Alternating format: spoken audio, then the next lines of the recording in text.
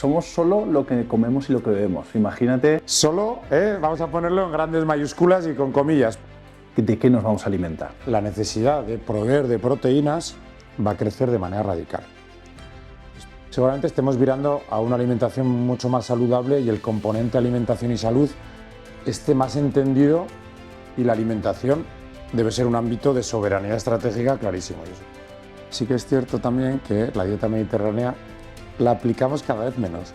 ¿Cómo estamos en tema de startups de alimentación? Tenemos varios programas de apoyo a startups, foodtech. Toca empezar a tener grandes campeones nacionales que sean un referente para los que vengan detrás. El sector alimentario siempre está a caballo entre industria, agricultura o desarrollo rural. Es como que vive en un limbo, no soy ni de uno ni de otro. Creo que todos tenemos que hacer mucha más fuerza para poner el sector en el lugar que se merece. Bienvenidos al primer capítulo de Destapados, el espacio donde la industria conservera, almazaras, bodegas de vino y la industria del licor van a venir a contar todas sus historias. Y qué mejor que primer invitado que tener con nosotros al director general del CNTA, Héctor Barbarín, un absoluto referente en la innovación alimentaria. Bienvenido, Héctor, qué placer tenerte con nosotros. Un placer, José Manuel, es un gusto estar aquí inaugurando este proyecto por el cual ya te felicito en primer lugar.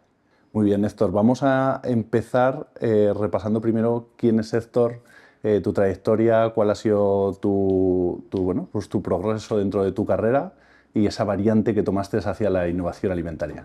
Bueno, voy a intentar ser bastante escueto. Yo soy ingeniero industrial y empecé mi carrera profesional en el mundo de la automoción. O sea, un mundo radicalmente diferente, aunque en esta zona en la que estamos grabando pues se vive también muy de cerca, entiendo, ¿no?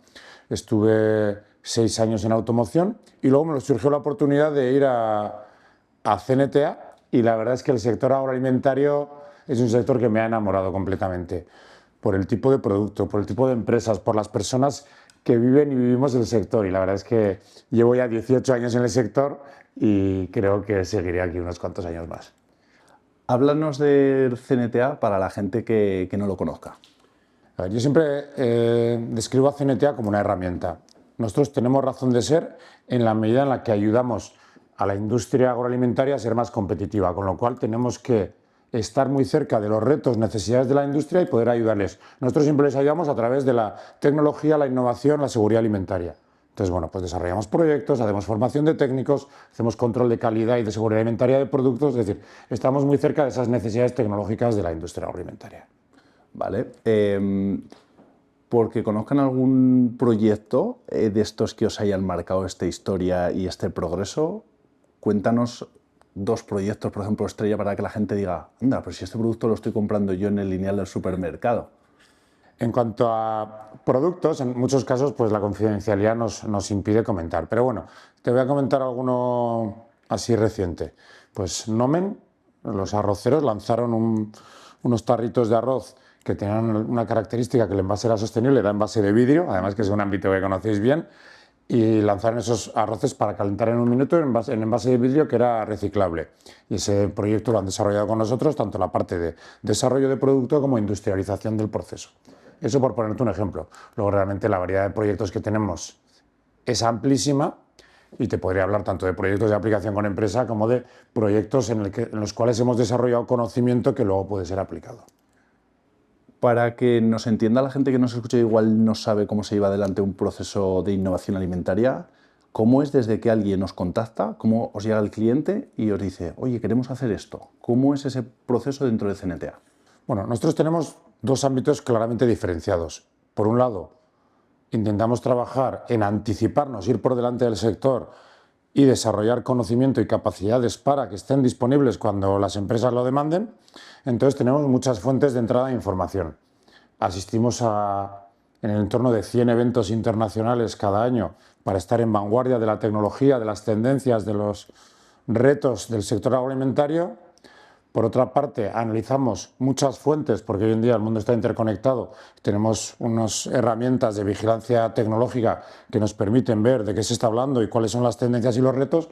Y una parte muy importante, tenemos un diálogo permanente con las empresas que nos permite entender hacia dónde van sus estrategias, cuáles son sus retos en el ámbito tecnológico, y todo eso lo canalizamos para ir desarrollando conocimiento.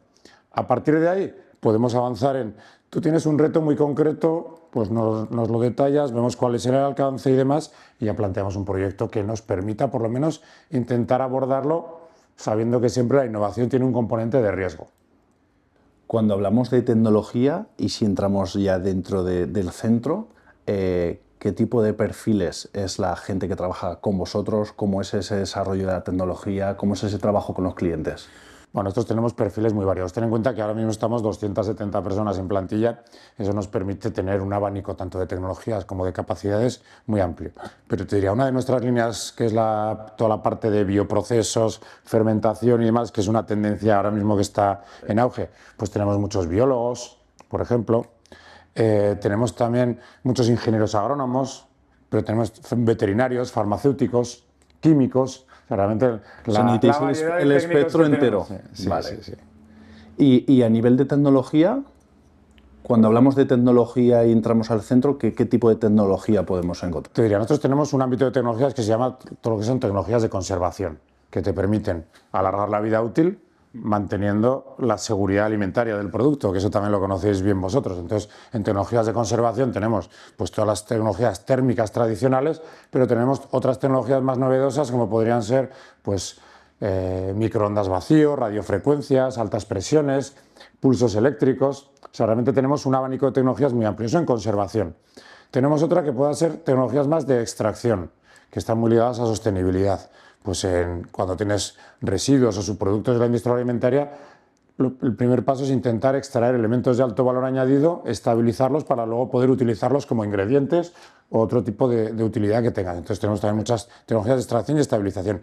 Y luego toda la parte bio, que cada vez tenemos más potencia en todo lo que son fermentadores para pues, hacer bioprocesos que nos permitan desarrollar ingredientes y desarrollar alimentos fermentados. O sea, tendríamos como esos tres grandes bloques, ¿no?, dentro del centro, y luego ya depende cada proyecto de cada cliente que os entra. Tenemos más ámbitos, luego tenemos pues, muchos laboratorios de control y que te dan soporte a los proyectos de innovación, y seguro que si nuestra directora y más de mis técnicos me escuchan ahora dirán, ¿y te has dejado de hablar de no sé qué o de tal? Pero bueno, realmente tenemos un ámbito tecnológico muy, muy amplio.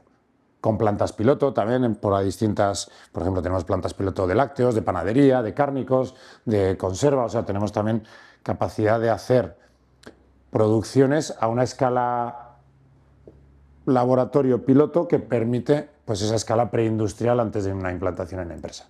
Llevas 10, 12 años, sino 18 años. 18 años al frente del centro. ¿Cómo ha cambiado el centro desde que entraste hasta el momento en el que estáis ahora, con este crecimiento que nos has contado, que luego me gustaría que nos detalles un poquito más, pero cómo han cambiado los procesos, cómo han cambiado los proyectos y las necesidades del cliente? Realmente, como he dicho antes también, nosotros cambiamos en la medida en la que cambia el sector y cambian los retos de las empresas. Entonces, sí que es cierto que el centro ha ido adaptándose y ahora hacemos proyectos de innovación pues, bastante más ambiciosos, nos metemos en iniciativas más potentes. A veces cogemos la bandera del sector para intentar arrastrar al sector en grandes proyectos, porque cuando yo entré éramos 65 personas y 170 empresas socias, y ahora somos 270 personas y más de 500 empresas asociadas. Entonces, por ejemplo, te pongo algunos ejemplos. Pues cuando salieron con la pandemia los famosos PERTES dentro del plan de recuperación, pues nosotros cogimos la bandera y lideramos un proyecto que es el Spain Food Valley, que ha sido aprobado y que ahora está en ejecución. Es una bandera de arrastrar al sector para intentar aprovechar oportunidades. Dentro de esos mismos mecanismos, el Ministerio de Ciencia lanzó una iniciativa que era planes complementarios, y CNTA, junto con el Gobierno de Navarra, estamos liderando a nivel nacional el plan complementario de agroalimentación que se llama AgroAlNext. Entonces sí que es cierto que hemos cogido mucha más potencia en liderazgo nacional y nos permite pues, ser punta de lanza y arrastre para el sector agroalimentario. Nos has nombrado varios proyectos que creo que son muy interesantes y que creo que debemos entrar. Spain Food Valley. Cuéntanos qué es para la gente que no conozca nada del tema y cuál es la intención de CNTA liderando este proyecto. Aquí tengo un sabor agridulce de decirte, José Manuel, porque cuando lanzaron los planes de recuperación y resiliencia famosos, se intentó meter un volumen económico muy potente para impulsar determinados sectores estratégicos de la economía. En el sector agroalimentario se lanzaron un montón de globos sonda que de alguna manera generaron expectativas y nosotros, para que te hagas una idea, cogimos esa bandera de liderazgo y de arrastrar al sector. Teníamos conformado más o menos un proyecto que involucraba a 60 empresas y con un presupuesto por encima de los 600 millones de euros. Pero cuando se empezaron a concretar las condiciones de participación en la convocatoria, pues no entraban inversiones productivas, había una solidaridad económica entre todos los socios, había que cumplir un montón de requisitos que hicieron que la convocatoria fuera mucho más compleja de presentar. No se englobaba la cadena agroalimentaria en su conjunto, sino que solo se iba a la parte industrial. Y finalmente conseguimos cerrar un proyecto con 17 empresas y por encima de 30 millones de presupuesto, lo cual está muy bien, pero con las expectativas iniciales pues no responde a lo que estaba previsto. Yo creo que con el PERTE agroalimentario se perdió realmente una oportunidad de dar un apoyo potente al sector, que creo que esta iniciativa que estáis haciendo y muchas más tenemos que hacer mucho ruido para realmente remarcar la importancia que tiene el sector agroalimentario en nuestra sociedad y en nuestra economía. ¿De qué crees que... ¿Por qué no se ha podido llevar adelante? ¿Dónde está el problema? Pues yo creo que todavía el sector agroalimentario no tenemos el glamour que tienen otros sectores. Bueno, claro, es que no hablamos de criptos, no hablamos de inversión, no hablamos, somos solo lo que comemos y lo que bebemos. Imagínate. Solo, vamos a ponerlo en grandes mayúsculas y con comillas, porque sí que es cierto que cuando hay crisis el sector alimentario siempre está ahí. Cuando la economía va mal, el sector alimentario tiene una base súper sólida. La balanza comercial en España, ¿quién la sostiene? El sector agroalimentario. El desarrollo rural y los empleos en las zonas rurales, el empleo femenino. Entonces, joder, creo que tenemos un montón de factores que deberían hacernos mucho más prestigiosos y más potentes de lo que somos. Pero, por lo que sea, no estamos siendo capaces. Yo no sé si es la atomización que existe en el sector, no lo sé, pero realmente creo que todos tenemos que hacer mucha más fuerza para poner el sector en el lugar que se merece. Si vuelvo al Spain Food Valley, que sepas, al PERTE al final se destinaron 312 millones de euros y ni siquiera se cubrió el presupuesto. Si estamos hablando de un sector como el agroalimentario en España, eso te indica lo rocambolesca que era la convocatoria. Ya. O sea, es más una cuestión de requisitos que se marcaron para poder acceder que realmente luego las posibilidades que había de proyecto. Es decir, si realmente los requisitos, y digo como idea, si hubiera sentado con el sector conservero, con el sector alimentario, y si hubiera sentado con ellos a decirles vamos a ver conjuntamente y vamos a desarrollar un poco, y nos hubieran marcado quizá desde un lugar o un sitio que no estaba totalmente aterrizado con la realidad de lo que vivimos en la industria conservera en este caso. Absolutamente. Mi diagnóstico es un poco también que históricamente, tanto en las comunidades autónomas como en los ministerios, el sector alimentario siempre ha estado a caballo entre industria, agricultura o desarrollo rural. Es como que vive en un limbo, no soy ni de uno ni de otro, y eso genera un desconocimiento realmente, sobre todo de las consejerías y de los ministerios de industria respecto a la realidad del sector. Y eso hace que al desconocer pues no se aborde adecuadamente cuáles son las herramientas necesarias para dar una ayuda eficaz al sector. Entonces, bueno, eso tenemos que ser capaces de poco a poco ir resolviéndolo. ¿Cómo lo podemos hacer? Yo creo que es una pregunta complicada, pero todos deberíamos intentar tener unos cuantos mensajes comunes que prestigien al sector. A día de hoy, ni en las noticias, cuando se habla de sector, de futuro y demás, el sector alimentario sale poco. Vemos los informes Draghi o el informe Letta de la Unión Europea. El sector alimentario aparece de refilón. Si vemos también la cuota del presupuesto familiar destinada a la alimentación ha disminuido radicalmente, y cada vez que hay una noticia vinculada a la alimentación suele ser que si la diferencia entre el precio del campo a la estantería es tanto, o que ha subido unos céntimos no sé qué producto y tal. Casi todas las noticias que encontramos son negativas, tenemos que cambiar eso radicalmente. Y ser más importantes, la manera es ser más importantes para el consumidor. Si eres más importante para el consumidor, eres más importante para la sociedad. Seguramente, igual, las últimas veces que hemos podido estar saliendo en las noticias como referente y como, pues nos tenemos que remontar a la pandemia, cuando seguramente pues todos los sectores de la economía han estado totalmente parados, pero el sector conservero ha estado ahí. O sea, los legumbreros han estado ahí. El sector que estaba haciendo conserva vegetal, toda esa gente fabricando alimentos, porque el súper tenía que seguir sirviendo a la gente. Entonces, seguramente ha sido el último momento en los últimos años, Héctor, que se ha hablado del sector conservero, del sector de alimentación en general, con esa potencia, con esa fuerza que tú estás ahora mismo pidiendo, diciendo, hey, hay que agitar este árbol. Estoy de acuerdo y creo que se valoró, pero creo que no ha cuajado suficientemente. Creo que la respuesta que dio el sector en aquellos momentos, siendo un sector estratégico se llamaba, o imprescindible, ya no me acuerdo cómo era, pero que había que trabajar, se siguió suministrando alimentos y demás, y creo que se valoró muy positivamente, pero creo que no ha calado. Con la guerra de Ucrania también ha pasado, porque de repente empezó que no había cereales, que sube el precio de los aceites y demás, y se está hablando, quizás, el único ámbito que se está hablando así un poco estratégicamente es que necesitamos pensar o repensar la soberanía alimentaria, porque con un mundo en el cual la geopolítica está cambiando tanto, hay que ver las dependencias que tenemos o no tenemos, y la alimentación debe ser un ámbito de soberanía estratégica clarísimo, y eso yo creo que tenemos que abordarlo también. Y más en un país como España, es decir, que tenemos el tema de la dieta mediterránea, que tenemos una cultura en cuanto al tema de la alimentación, creo que impresionante, que podríamos ser de las potencias mundiales y que creo que no se potencia lo suficiente como para empujar este sector y que verdaderamente haya un empuje hacia ser una potencia económica del país.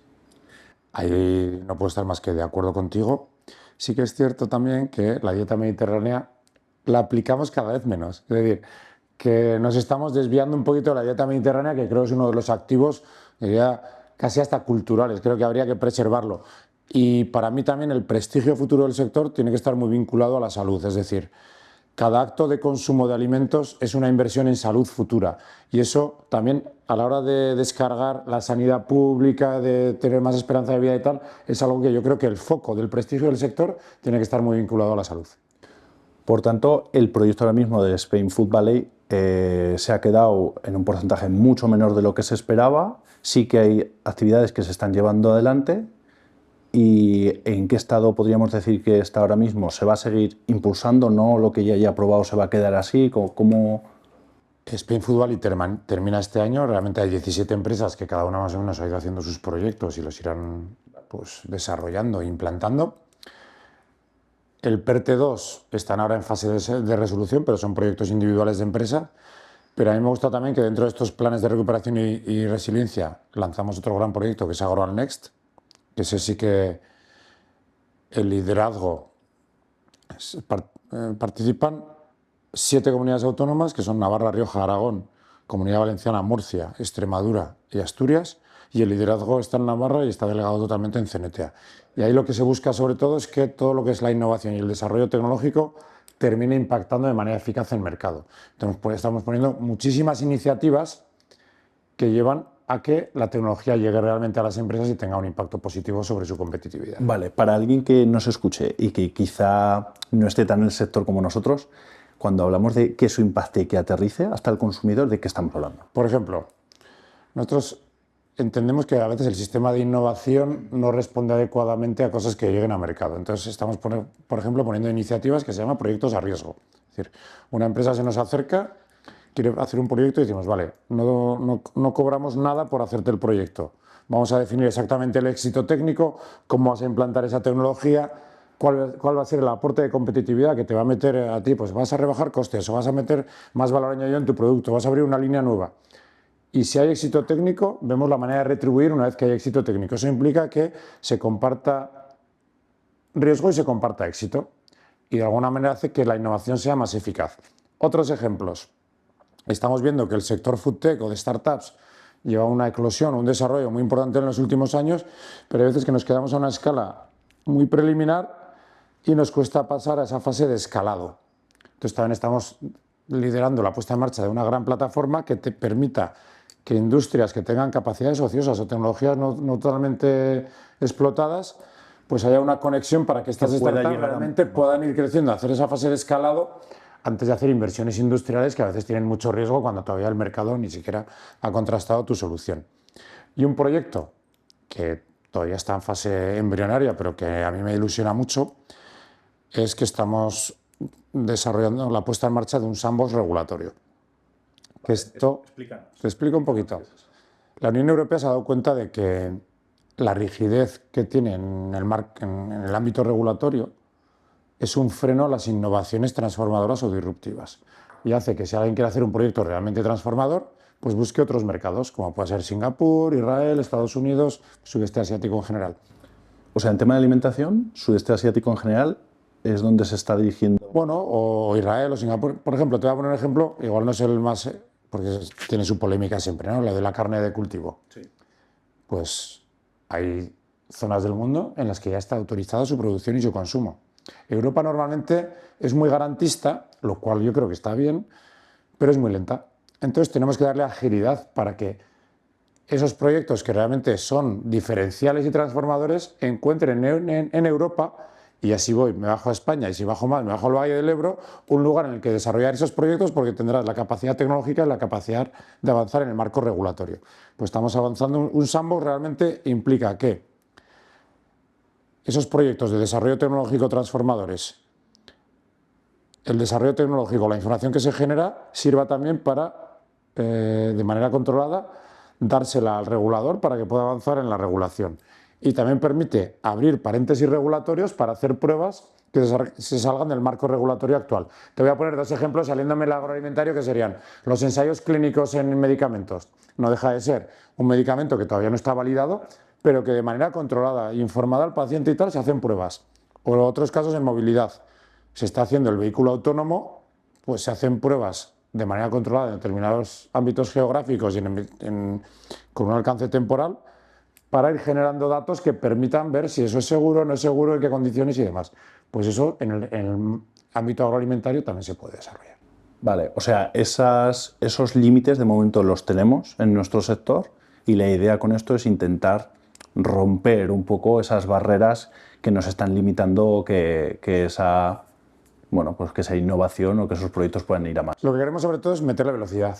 Es decir, desde luego la seguridad es importantísima, es decir, es irrenunciable, pero creo que manteniendo la seguridad se le puede meter más velocidad y ser un territorio más amable para esas innovaciones un poquito más transformadoras. En este tipo de formatos de podcast, el tema de las startups y todo este mundo, bueno, es algo que está muy en boga y que es uno de los protagonistas absolutos, ¿no? Pero aquí al final queremos también pues, intentar animar o ser un proyecto que haga y motive a gente a llevarla adelante con ciertos proyectos como estos. ¿Cómo estamos en tema de startups de alimentación? Pues te voy a decir, estamos en un momento de inflexión. Los últimos 4 o 5 años ha habido una eclosión, es decir, todo lo que es el ecosistema FoodTech que se llama, cada vez ha tenido más programas de apoyo y demás. Nosotros mismos tenemos varios programas de apoyo a startups FoodTech. Uno es FoodTech Challengers, en el que tenemos varios proyectos muy potentes. Está apoyado por el Ministerio de Agricultura y lo que hacemos es ayudarles a dar saltos tecnológicos. Lo paga el Ministerio de Agricultura, con lo cual para las startups participantes es gratis. Y nos estamos encontrando con que cada vez hay más programas de aceleración, de mentorización y demás, y más fondos de inversión. Pero en los últimos años quizás muchas startups han quedado en una etapa que estamos como centrifugándonos, ¿no? Toca empezar a tener grandes campeones nacionales que sean un referente para los que vengan detrás. Toca hacer escalados, toca que realmente lleguen a mercado. Es el reto en el que estamos ahora y nos gustaría pues, poder empezar a encontrar ejemplos más potentes. Alguno hay, pero ejemplos más potentes realmente de startups que estén eclosionando. Y vosotros entiendo que vais a estar ahí empujando a que esto pueda suceder. Nosotros, como somos una herramienta, como digo, nos interesa que realmente estos proyectos tiren para adelante. Nosotros realmente en estas etapas iniciales, te diría casi, suena un poco, casi somos altruistas ayudando a proyectos de este tipo, ¿no? Realmente, pues no es lo mismo una empresa súper consolidada que le haces unos servicios que una startup que normalmente sus recursos son muy limitados, ¿no? Entonces sí que en esas fases iniciales es cuando más falta hace ese apoyo y por eso tenemos distintos programas de apoyo a startups y espero que podamos encontrar. De hecho, tenemos hasta startups propias participadas. ¿Vale? Pues tenemos Nucaps, que se dedica a encapsular elementos de alto valor añadido con proteínas naturales, y Nulab, que se dedica a lo que le llamamos la calidad y seguridad alimentaria 4.0, que es sensorizar parámetros en línea de producción o en campo en tiempo real, pues para ser mucho más ágil en la detección. Cuando has dicho que son participadas, explícanos cómo habéis llevado adelante, si eso es algo que además estáis en predisposición de hacer, si son proyectos puntuales que han nacido bajo vuestro... ¿Cómo es eso? Nosotros estamos en predisposición de hacer cualquier cosa que permita que la tecnología termine llegando a mercado. Hay veces que es simplemente un proyecto con una empresa, que la empresa se lo queda. hay veces que tú puedes licenciar una tecnología y vendes la tecnología, y hay veces que igual entiendes que el mejor camino es crear solo o con acompañantes una startup que haga que esa tecnología termine llegando a mercado. Es el caso que tenemos de Nucaps y Nulab. Nulab la creamos con tecnología 100% CNTA. Nucaps, en este caso, estábamos acompañados principalmente por la Universidad de Navarra, pero hay algún socio industrial que se ha incorporado a la compañía, por ejemplo, Capsa. Y también tenemos, en algunos casos, hacemos proyectos de investigación y en vez de cobrarlos, pues los convertimos en una participación. En este caso ahora tenemos una pequeña participación en Cocus y otra participación en Innomi. Vale. No sé si conoces las empresas o no, pero... No las conozco, no. No, pero bueno, que sirva esto de altavoz. Cocus ha salido mucho porque ha salido en el hormiguero y tal, se dedican a la impresión 3D de alimentos, se dedican a desarrollar la maquinaria para la impresión 3D de alimentos principalmente. Innomi, pues empezó trabajando sobre todo en estos análogos cárnicos en base a micelio de hongos. O sea, que pueda ser este capítulo también un aviso a startups de que en CNTA puede haber una oportunidad de desarrollo, de trabajo conjunto y de que podáis ser un poco propulsores. Yo diría que tanto startups, pequeñas empresas y grandes empresas en CNTA tienen su sitio. Yo creo que tienen que acercarse y luego ya se verá si les ayudamos o no. ¿Cómo estamos si hablamos de innovación de mundo startup en alimentación frente a otros países, por ejemplo, en Europa o incluso... creo que en Europa estamos casi en innovación igual en el mismo grado, no lo sé, Héctor, tú me vas a contar, pero ¿cómo estamos frente al mundo? Pues yo diría que estamos bien, pero nos vendemos peor. Y eso es algo también que tenemos que hacer. Yo viajo, mira, el año pasado me fui a Carolina del Norte porque me dijeron que había unas instalaciones muy potentes en todo lo que tenga que ver con proteínas alternativas y tal, y me fui a visitarles. Y vine con la sensación de decir, joder, estaba muy bien, pero es que no tenemos nada que envidiar. Entonces yo creo que también nosotros tenemos que sacar más pecho a nivel internacional de lo que hacemos. Y ahora lo que estaría muy bien, lo que te he dicho antes también, sería ser capaz de tener algún gran éxito que nos permita pues, esa visibilidad internacional que también nos hace falta. Entonces tenemos que ayudar en esa fase ahora de escalado para que alguna startup de estas eclosione y tenga una visibilidad internacional, que es lo que te acaba posicionando y poniendo en el mapa. Si volvemos otra vez a lo que es CNTA, habéis también en estos últimos años abordado un proyecto de integración con otro centro tecnológico también referente en la zona, en La Rioja. Cuéntanos, porque esto también es un hito a nivel nacional e incluso casi a nivel internacional. Así que cuéntanos, Héctor, ¿cómo ha sido este proceso? ¿En qué ha consistido? ¿Quiénes son? ¿Cómo os estáis trabajando? ¿La integración? Pues te diría que es uno de los proyectos que me siento más orgulloso, porque es el primer caso en España de integración de centros tecnológicos con sedes o con ubicación en comunidades autónomas diferentes. Y eso, aunque seamos organizaciones privadas, en un mundo en el que tienes una vinculación muy estrecha con la administración regional, pues es complejo. Teniendo en cuenta además que lo hemos hecho entre Navarra y La Rioja con administraciones que tienen signo político diferente, pues ya es como doble tirabuzón. Pero esto realmente, más allá del sentido que tiene el proyecto, porque ganar tamaño tiene sentido para ser más eficaces y dar más servicio a las empresas, para tener más proyección tanto a nivel nacional como internacional. Es decir, éramos muy complementarios en cuanto a tecnologías, en cuanto a ámbitos sectoriales y demás, pero surge por una parte por la generosidad de los equipos directivos que son capaces realmente en algún caso de dar un paso atrás para que esto suceda, por el empuje de las empresas que realmente lo vieron como un proyecto que tenía muchísimo sentido y también por el gran entendimiento que encontramos desde el principio en las administraciones tanto de Navarra como de La Rioja. Yo he de resaltar que creo que esto, tal y como vivimos la política, que no encontramos más que la búsqueda del punto de diferencia para sacarlo, llevarlo al titular y demás. En este caso, las dos administraciones entendieron que el sector agroalimentario es estratégico, que ganar dimensión y apoyar a CNTA es positivo para ese sector agroalimentario, con lo cual pues las dos administraciones estuvieron encantadas de la vida. Es decir, que María Chivite, la presidenta de Navarra, y Gonzalo Capellán, el presidente de La Rioja, participaron conjuntamente en nuestra asamblea el año pasado y los mensajes, la verdad, es que eran como para abrir telediarios. Luego, normalmente, abre telediarios la confrontación, pero en este caso es un proyecto ejemplar.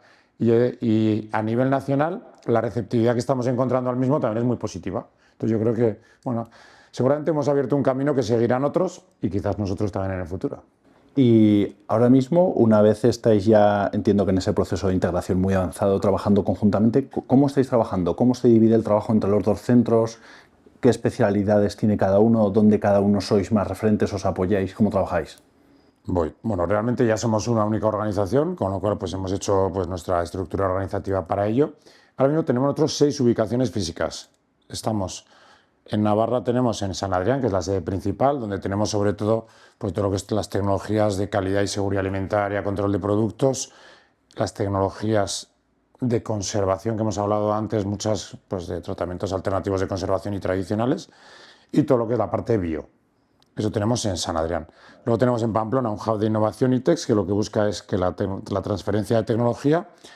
En La Rioja tenemos en Alesón, que es la zona más cárnica cerca de Nájera, pues tenemos un centro en el que tenemos toda la parte de texturización y fuentes de proteínas alternativas y también todo lo que es tratamiento de productos cárnicos, plantas pilotos de cárnicos y demás. En Calahorra tenemos una instalación con determinadas plantas piloto con algunas tecnologías, en este caso pues, quizás la más novedosa, la más potente que tenemos es una que hemos incorporado de microondas vacío, que realmente es pionera en España. Explícanos hasta donde puedas para entender. Microondas vacío lo que es una tecnología que lo que hace sobre todo es un secado, o sea, podría parecerse a una liofilización, no exactamente, es otra tecnología diferente, y te permite conseguir unos productos con unos bajos niveles de humedad, que puede ser para determinados snacks y demás. La verdad es que está muy bien los productos que consigues con esa tecnología, siendo más eficiente desde el punto de vista energético. Y luego tenemos también en Madrid, hemos abierto una sede en Madrid dentro de Mercamadrid, porque Mercamadrid quería dar mucho impulso a la innovación y le pareció adecuado contar con nosotros para ese impulso a la innovación. Entonces, cada centro, entiendo, de los 6, pues bueno, estáis especializados en una cosa, vais trabajando, hacéis coordinación de equipos y... También te he dicho, tenemos en Logroño una pequeña instalación para el control de las aguas de La Rioja y de Logroño y demás, ¿eh? Pero bueno, esos serían los 6. En principio está bastante distribuido las capacidades de cada uno. Todavía llevamos un año de integración, todavía puede haber ligeros solapes, pero bueno, en líneas generales está muy bien repartido lo que son las capacidades de cada centro. Vamos a hablar también un poquito de futuro, Héctor, porque al final vosotros estáis como años por delante de lo que nos viene y primero me gustaría que nos cuentes y nos presentes CNTA en 10 años, qué es, hacia dónde va, hacia dónde vamos ahí. A ver, CNTA en 10 años, ¿cómo estará? Desde luego yo creo que tendremos un liderazgo nacional muy claro en todo lo que es tecnología, es decir, seremos más potentes a nivel nacional y tendremos más proyección internacional. ¿Eso para qué servirá? Desde luego, pues para que España no exporte solo alimentos, sino que exporte también tecnología, que creo que es muy importante. Ahora mismo estamos exportando maquinaria, en la que también, pues, que también conocéis esto, pero tenemos que exportar también tecnología y ser visibilizados por exportar tecnología. Por exportar tecnología es exportar valor al final también, ¿no? Entonces, estaremos ahí. Creo también que la inteligencia artificial estará jugando un rol radicalmente diferente al que estamos viendo ahora. Me resulta difícil anticiparme, pero estoy leyendo muchas cosas y demás, y sí que es cierto que da vértigo el potencial impacto que creo que la inteligencia artificial va a tener en nuestras vidas, tanto a nivel personal como económico.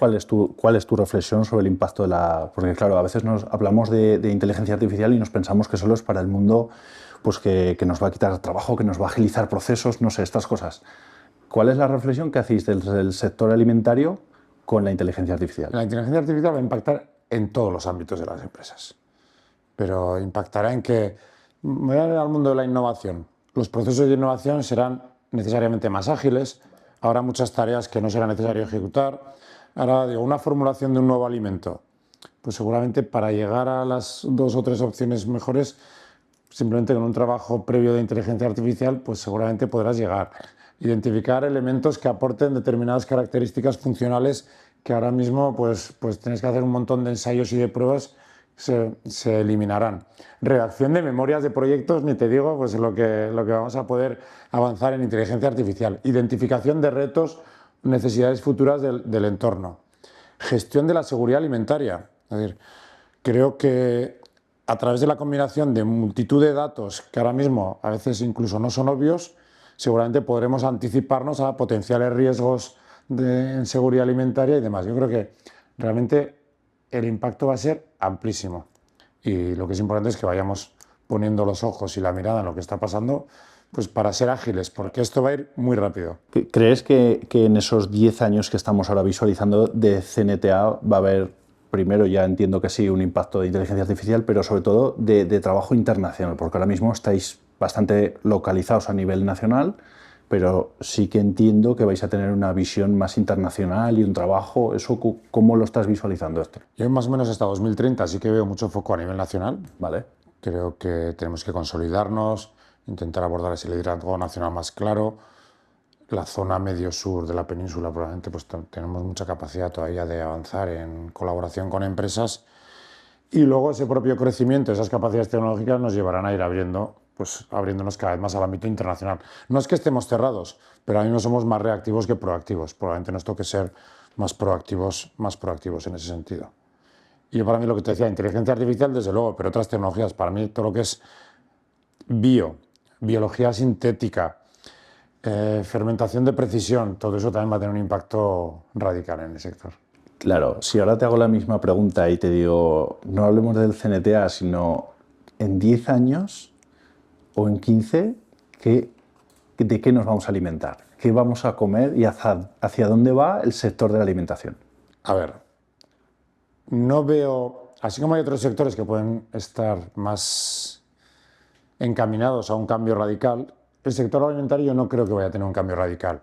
Creo que sí seremos más eficientes a la hora de producir alimentos, tanto en sector primario como en sector industrial.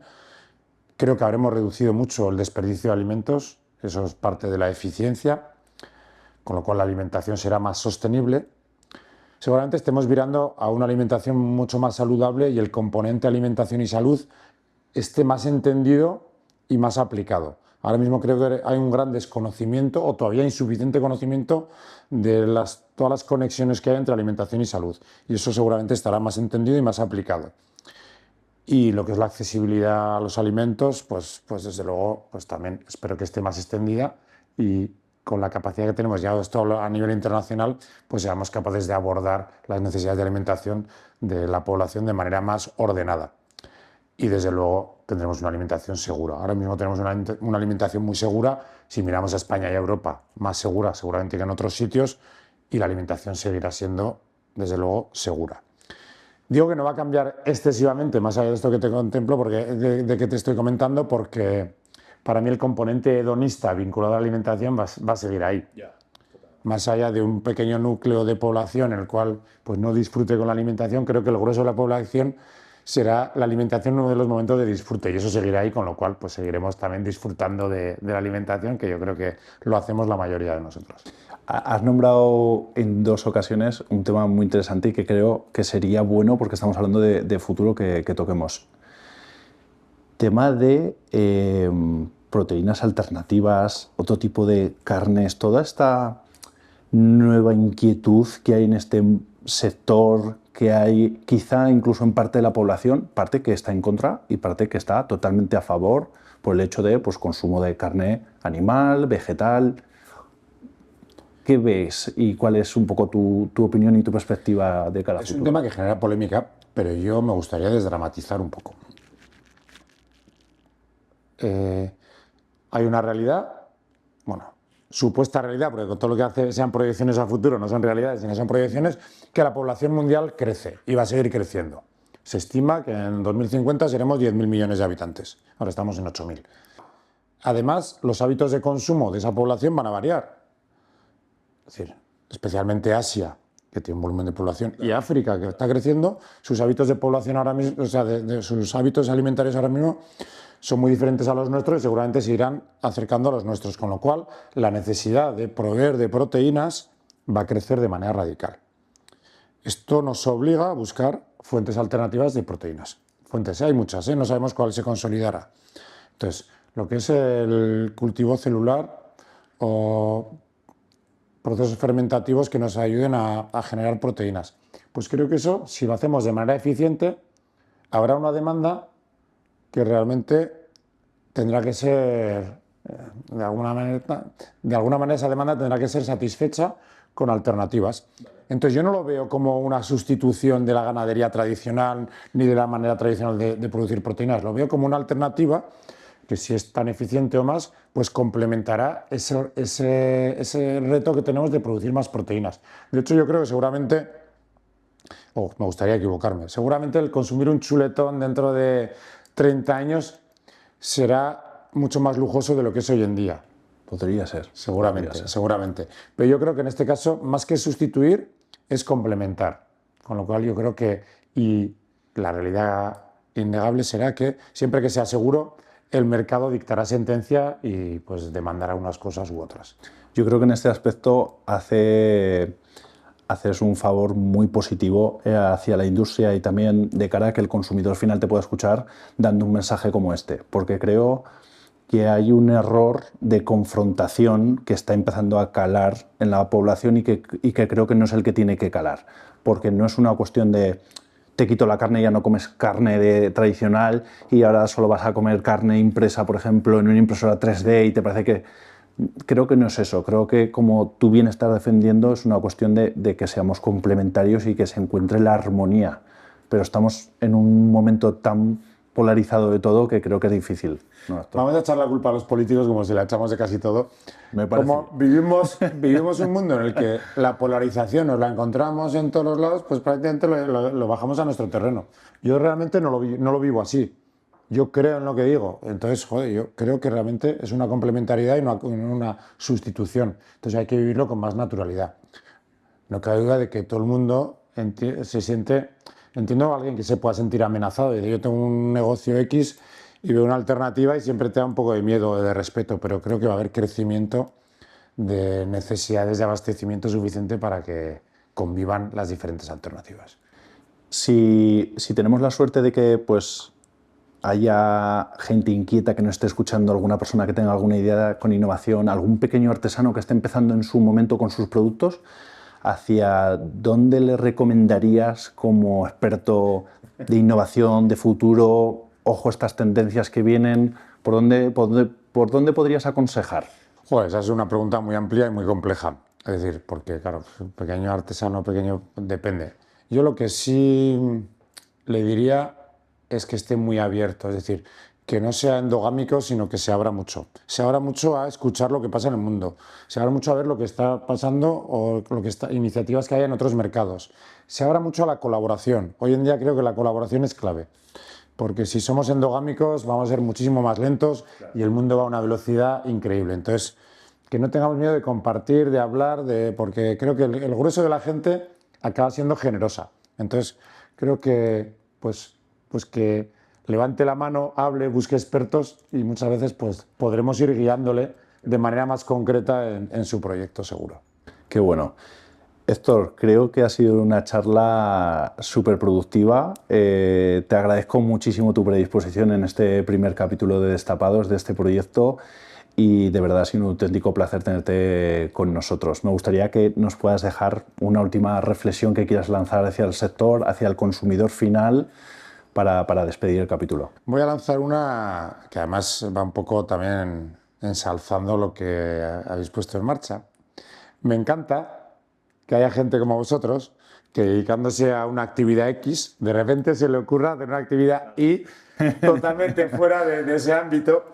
Creo que es de alabar y de agradecer, porque más allá de que, oye, ojalá se consolide y esto sea un podcast súper exitoso y dentro de unos años digamos, esperemos que oye, sí. Nosotros hicimos la primera entrevista y tal. Esperemos que sí. Creo que en sí mismo el hacer una iniciativa diferente ya es para alabar. Y además, esta iniciativa que de alguna manera busca reforzar la importancia del sector, busca que escuchemos, que veamos distintos proyectos, que veamos realmente lo importante que es el sector, creo que es muy positivo. Con lo cual, el mensaje va sobre todo en...